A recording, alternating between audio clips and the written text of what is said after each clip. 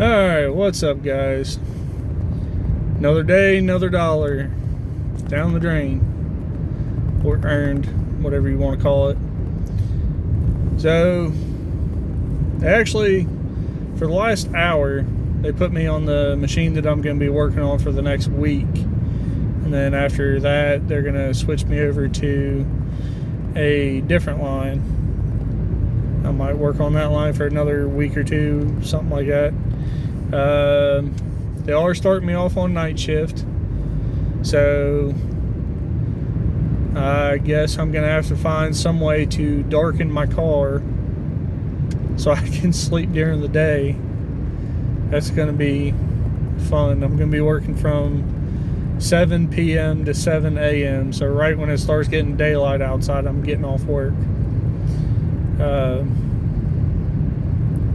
Weather's looking a little crappy. It's 60 degrees. I was in the sunshine, but there's nothing but clouds in sight now.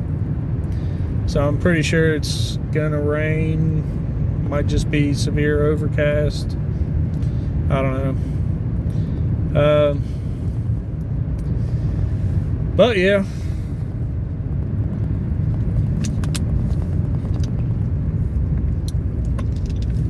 So I guess I could talk a little bit more about, my history and stuff like that.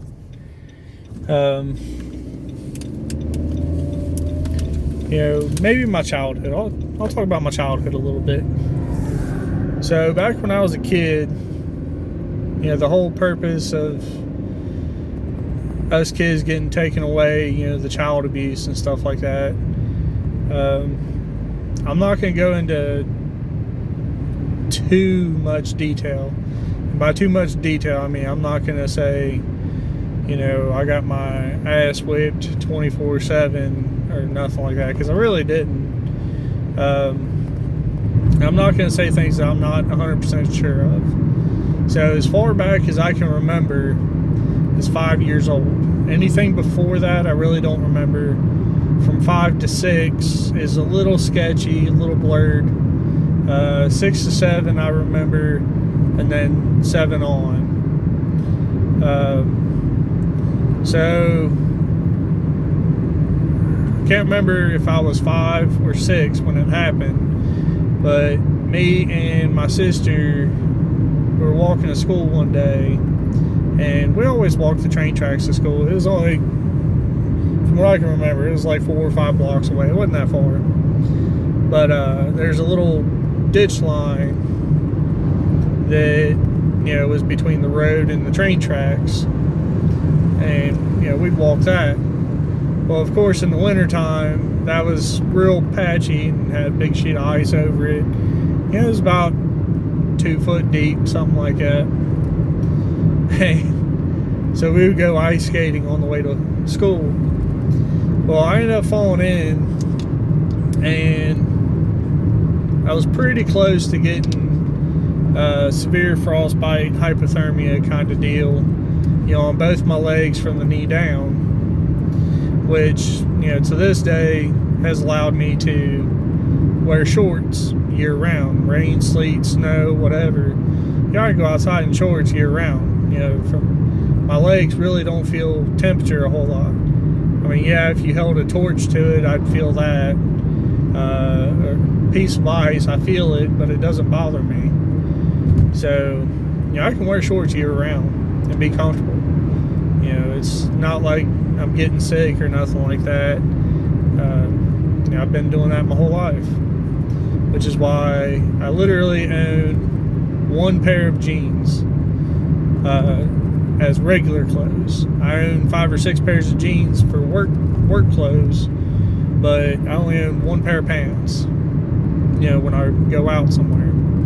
And I rarely, unless I'm dressing up for something, I don't wear them.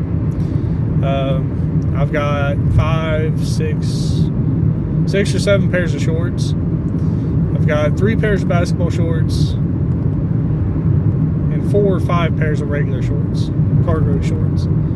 So I've got plenty of shorts, and I wear them 99% of the time. So now me and my sister, we would always run away. If we knew we were going to get in trouble for something, or even just because, we always ran away. I remember one night, my dad came home drunk.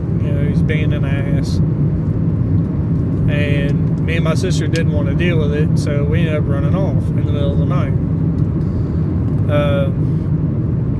As we ran away, we would find random places to sleep. One night, we found somebody's garage. The door was open. The garage door was open. And we're like, okay, it's cold outside. We'll go in there. I fell asleep laying on one of the tables, and I woke up and I see police lights.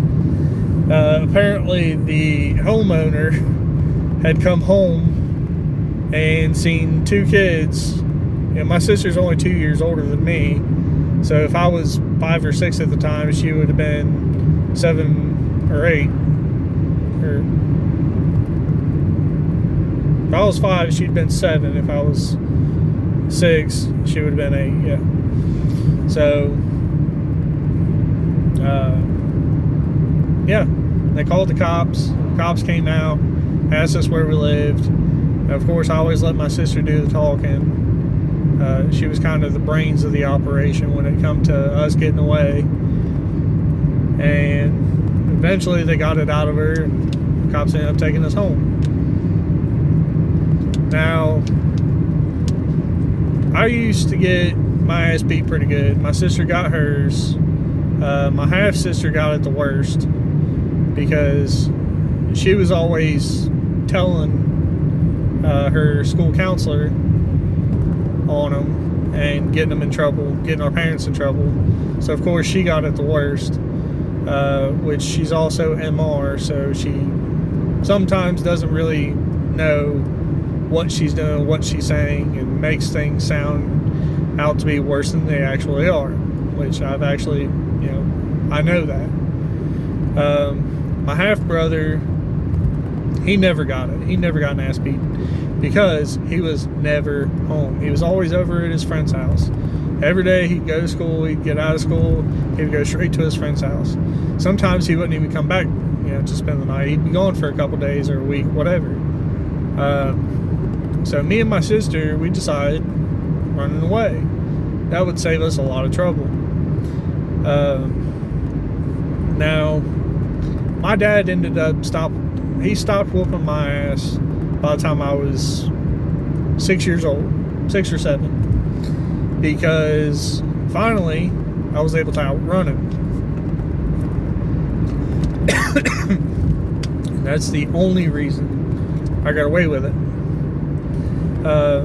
He still got my sister, and of course my half sister. She was always grounded for something, so she was always on. And unfortunately for her, and I felt bad about it, but because me and Ashley got away, and my half brother, he got away,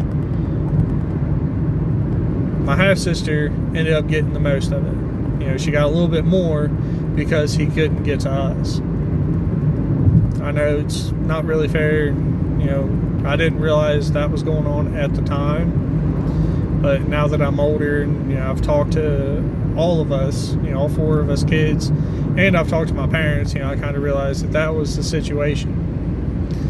So, but anyway, so when I was, 5 or 6, it was summertime, and I ended up getting one of those little, Razor scooters. The church, I guess, donated us birthday presents and Christmas presents and stuff. So I was riding around in our driveway in the backyard on my little scooter. Well, we had one of those little plastic kiddie pools. It had the kind of solid plastic going around the side, and like a tarp for a bottom. I was riding circles around it. Well, my sister, she thought it'd be funny to push me in the pool, so she did. Well, when I went in the pool, my left knee ended up landing on this giant rock. And when it did that, apparently there was some infection behind my knee, and it kind of activated that. Now, my mom says I keep forgetting the name of it, but my mom says it's the same surgery that professional football players get after playing for so long. End up getting something removed or something like that. But it was also that infection. You know, apparently my knee had swollen up to like the size of a basketball or something like that. So, you know, I was on crutches and, you know, stuff like that, bedridden for a while. But I don't remember a whole lot of that. I remember my sister pushing me in, and, you know, I remember we were too poor to have squirt guns or any kind of, you know, cool toys at the time. So all the leftover extra medical syringes, you know, these syringes were like that big around, like that long. You know, we would always use those, of course, without the needles, as squirt guns. You know, those were our toys. We got them, I don't know if it was free or what, but I remember we had boxes and boxes of those. We had plenty of them. And, you know, that was our toys. That was our squirt guns. We used those forever. So, yeah, I had that knee surgery when I was about 6 years old, and kind of remember it, kind of don't. So not everything in my childhood was bad times. Some of it was good, some of it was fun.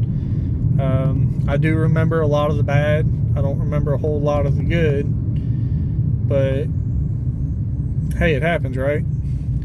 So pulling into the truck stop again here and sit here and hang out for a little bit before I go to the gym. Maybe get my bag ready, gym bag, so I can get all my clothes and stuff like that. My unemployment check has processed finally, so I should be getting it maybe tonight or tomorrow, hopefully. I know I gotta get gas probably today. Tomorrow I start my first day on the line. And what they're gonna do is like half days on the line, the other half we're gonna do some sort of classwork, training type stuff. So should be entertaining, learn something new, I guess.